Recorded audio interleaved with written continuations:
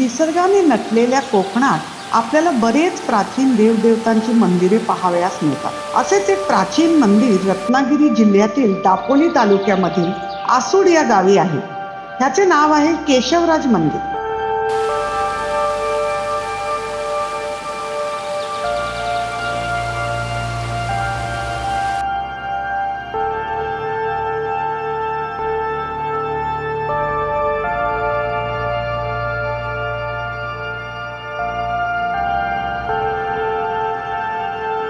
दापोली पासून जेमतेम 7 ते 8 किलोमीटर वसलेले हे मंदिर भारताच्या समृद्ध सांस्कृतिक वर्षाचे उत्तम उदाहरण आहे.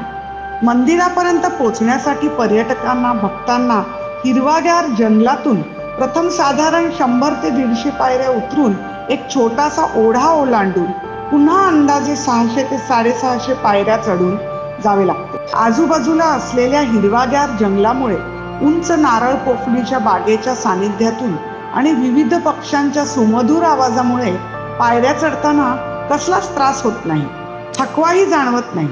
नाही म्हणायला थकवा दूर करण्यासाठी कोकम सरबत, आवळा सरबत आणि इतर थंड पेय असलेली छोटे खाणे दुकानेही आहेत. पायऱ्या चढून गेल्यावर प्रवेशद्वाराच्या उजवीकडील बाजूस अद्वितीय, अद्भुत आणि कमालीचे आश्चर्यकारक असे गोमुख जलदर्शन, म्हणजे वर्षाचे 365 दिवस गायीच्या मुखातून वाहणारे गोड्या पाण्याचे झरे.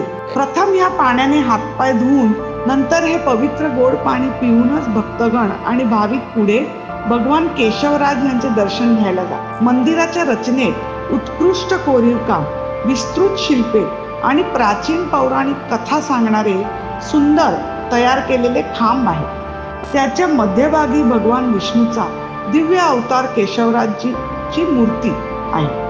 हे मंदिर भगवान विष्णूला समर्पित आहे, ज्यांना येथे केशवराज म्हणून ओळखले जाते. गर्भगृहातील भगवान विष्णूची मूर्ती सुंदरपणे सजवलेली आहे आणि भाविक आरोग्य, संपत्ती आणि समृद्धीसाठी आशीर्वाद घेण्यासाठी मंदिरात येतात. मंदिरातील परिसर अतिशय शांत असून तितकाच स्वच्छ आणि नीटनेटका आहे. मंदिराला प्रदक्षिणा घालताना आजूबाजूला असलेली छोटी मोठी हिरवीगार झाडे लक्ष वेधून घेतात. नक्की बघायला जा केशवराज मंदिर दापोलीमध्ये.